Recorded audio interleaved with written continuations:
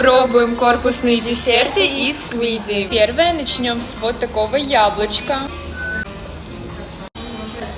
Почему-то корпусный десерт вообще не прохрустел. Ну, Ань, ты шутишь? Всё. Давай, реально серьезно. Хруста мы никакого не услышали, но внутри есть вот такая яблочная начинка.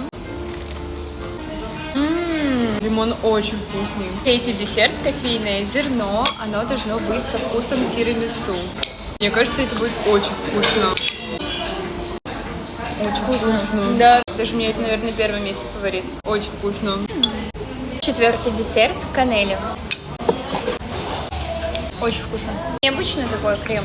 Вот да, он творожный. Мой фаворит это тирамису, потом лимон, канели и яблоко. Согласна, у меня то же самое. Запьем это все колой зеро. У меня ягодный смузи с сырной пенкой. На этом все. Ставим лайки, подписываемся, если хотите больше обзоров. Всем пока!